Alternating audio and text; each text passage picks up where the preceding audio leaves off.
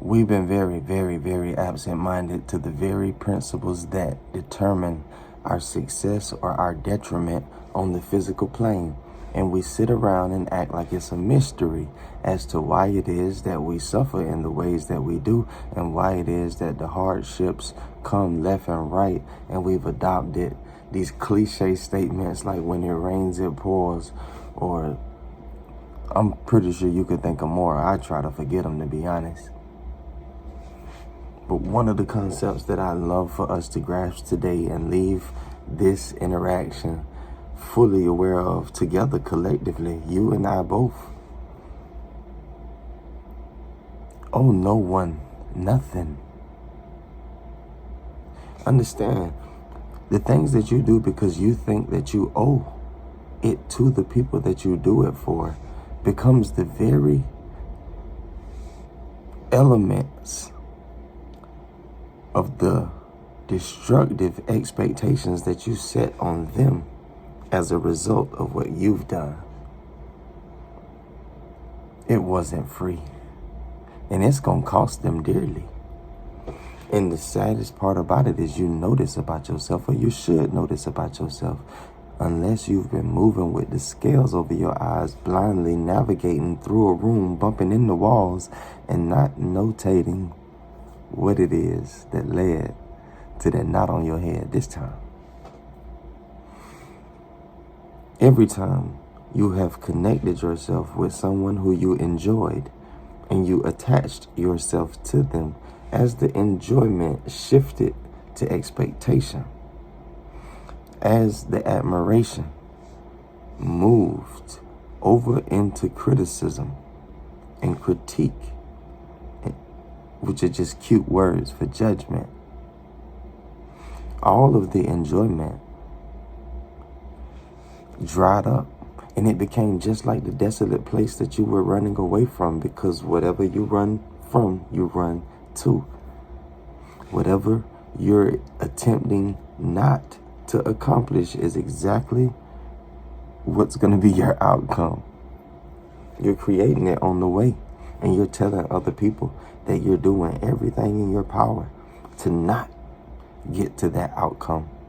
And along the way, you just may attract some wise individuals who try to point you in the truthful, factual, realistic direction and let you know that your attention on what you don't want is going to bring it to you. But most of the time, you don't bump into these people until after you've gone through the process, after you've gotten the results that you didn't want, and you're somewhat pouting, and you're wondering to yourself, why this happened to me? And the teacher that you have called to yourself appears. But oftentimes, because you don't know the universal law, you don't know that you asked for the teacher to come and instruct you. You asked for the correction. When the criticism, the constructive criticism is presented, you file it along with all of the other low vibrating judgments that you've extended and that you've tolerated, that have now gotten you to a place where you're rejecting good counsel. You're no longer willing to learn from your mistakes so that you don't have to recreate them, holding on to your ignorance. You rather protect your feelings. You rather get defensive. You rather harbor the illusionary elements of your life that's weighing you down, that's toxifying you, and literally destroying you from the inside out. You grab hold to them, you cling to them, and you protect them with dear life. And you reject the people and the statements that were designed to point you back in the direction of truth, a way that you have forgotten. You're not even trying to recall that way. You're trying to force your way to work. You're jumping on the internet, running back to your laptop, diving into books. If the information in the library was what was necessary to change your life, Do you know how many bums would be in better situations? And I don't say that derogatorily. I say that because the library gives free internet.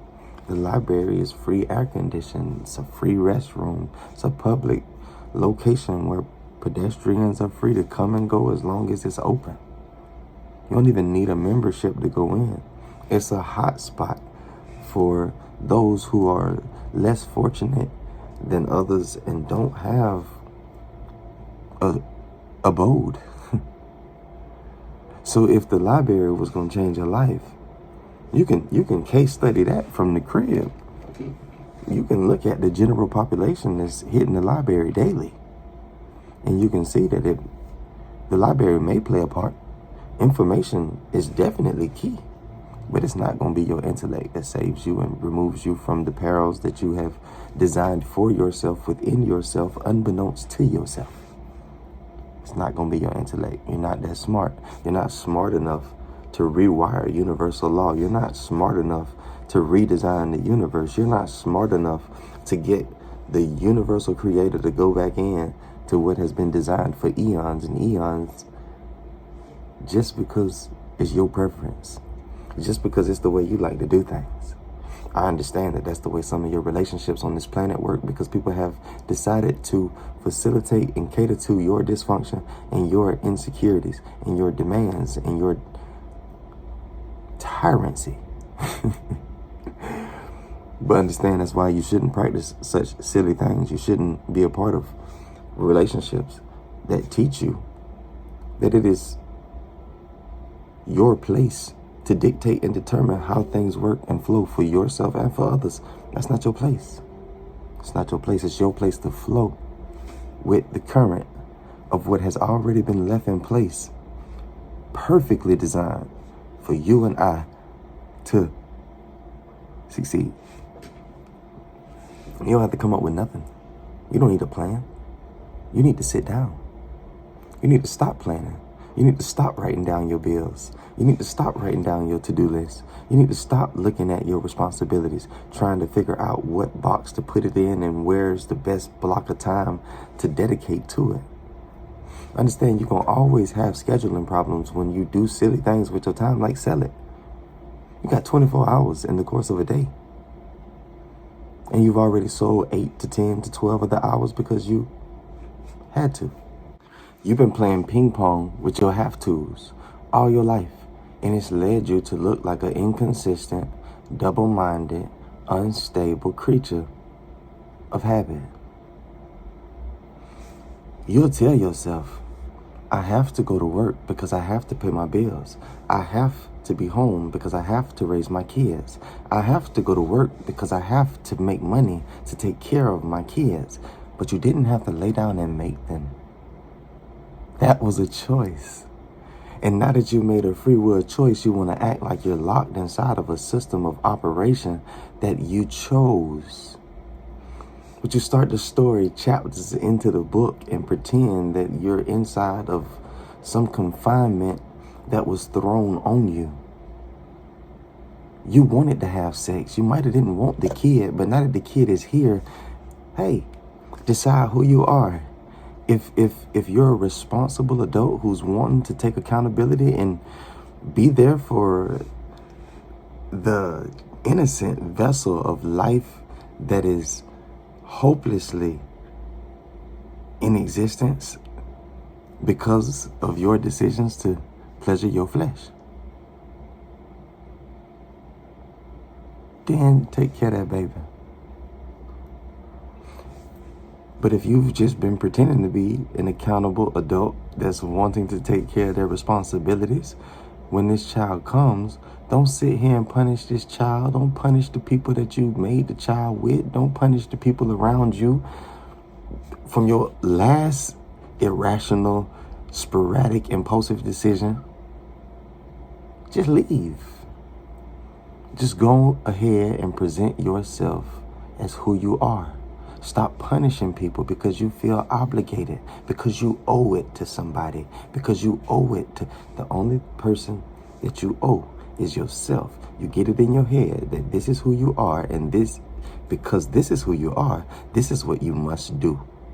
And if you don't do it, then now your identity that you have drawn for yourself in the dark, by the way, is in question. And you don't like when your identity is in question. You don't like when other people question the identity that you have written for yourself in the ignorance of the identity that was given to you by design. And I'm not talking about religion. I'm talking about the code of the universal creator, the universal source that weaved all of this together.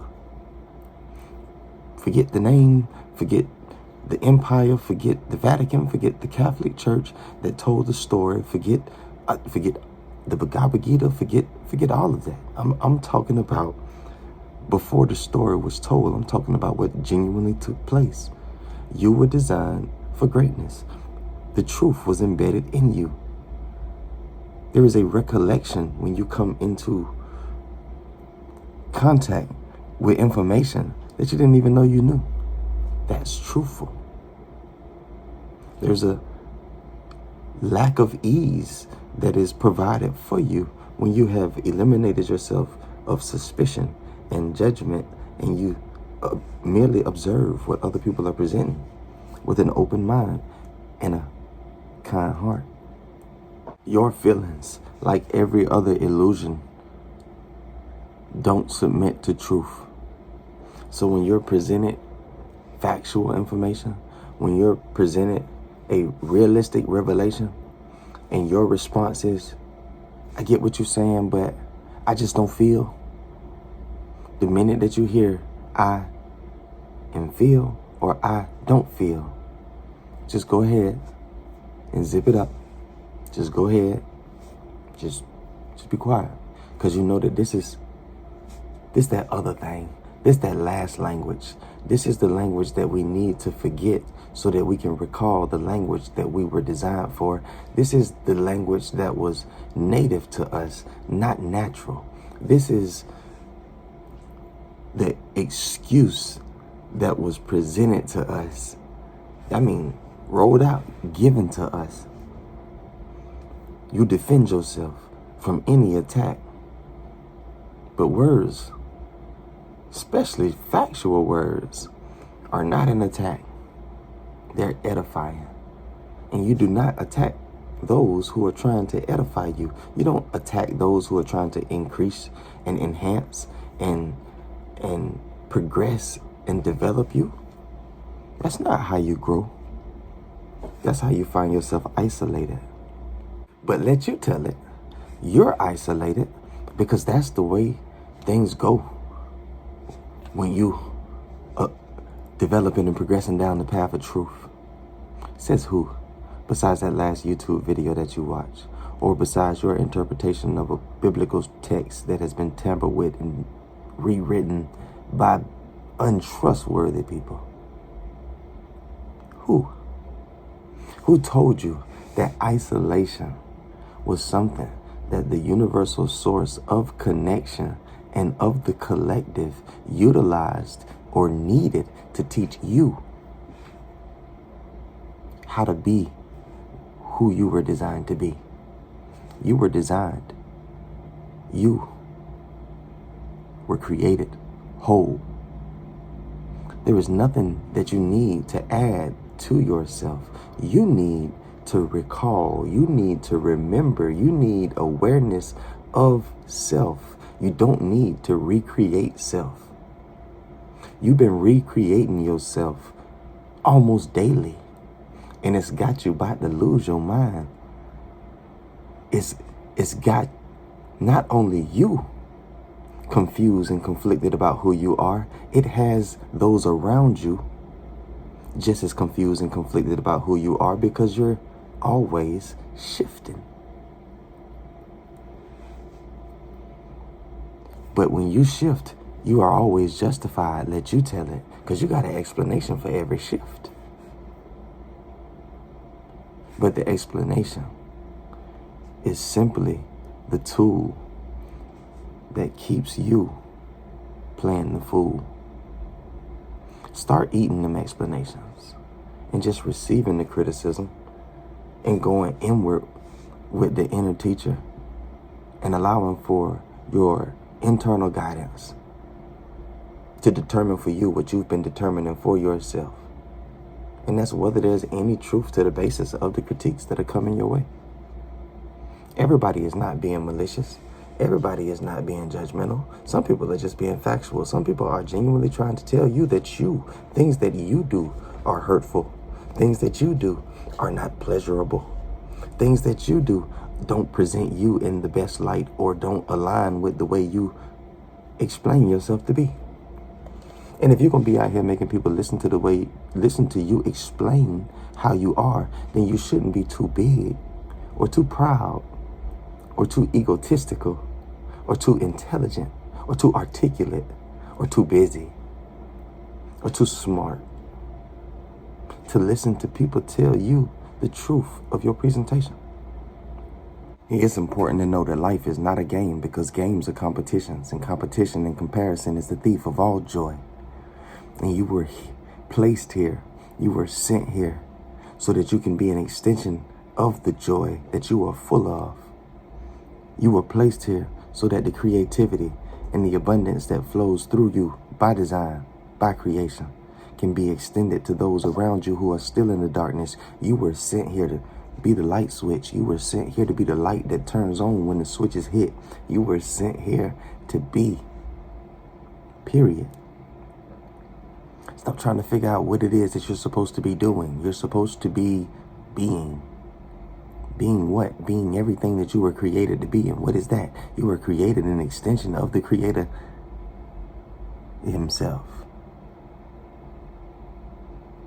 You are everything that your Creator is. Because that's the way the Creator designed it. That's the way the Creator determined it. That's the way the story was written, and you can't change it. I understand that you like pity parties. I understand that you like getting clusters of people together to feel sorry about you and extend sympathy that dries up really, really fast and turns into gossip. I understand that there's a part of you that likes that. I understand that you're so greedy for attention that you don't even really consider the negative connotations that are extended to the process that you refuse to let go of, that you've been going in and out of since elementary school. And then you turn around and tell people that people talking about you. They talking about you because you're still talking to them. Shut up about what's going on in your life. Shut up about your hardships. Shut up about the things that you're challenged with. Shut up. They can see you anyway. Stop competing. Stop comparing and just be. Flow through your own experiences. Take your own notes and extend edification to those who pass your path. You go out of your way to be a role player in people who you think are substantial's life. And then you want to have negative emotions to the rejection that they extend as you try to forcefully place yourself in their story. But again, this is you, again, deciding within yourself for you and somebody else that you have not even spoken to that the best thing for them is you.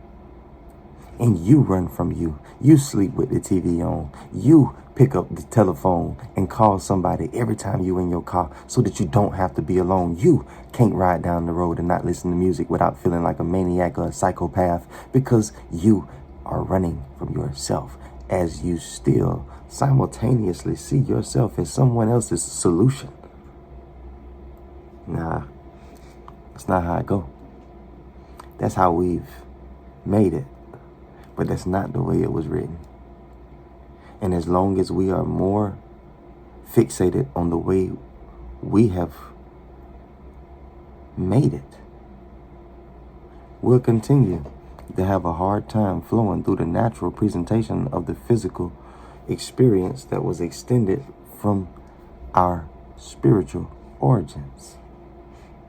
Stop trying to change this experience. Stop trying to change this universe. Stop trying to change people, because people are a part of this universe, and this universe is unmutable. It is inchangeable. You will not rewrite or recode any of the universal principles. You will not ever in your life change anybody.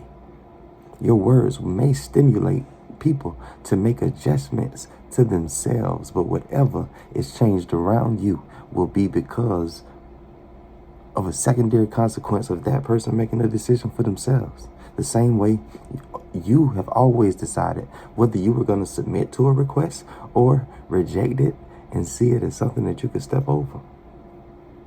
I know sometimes you get it in your head that you are more powerful than other people and things flow differently for you because you are you. But you are a part of this universal collective, and you have ties to the universal creator who created you and endowed you with universal gifts to the fullest, just like everybody else. Love, safety, lock in.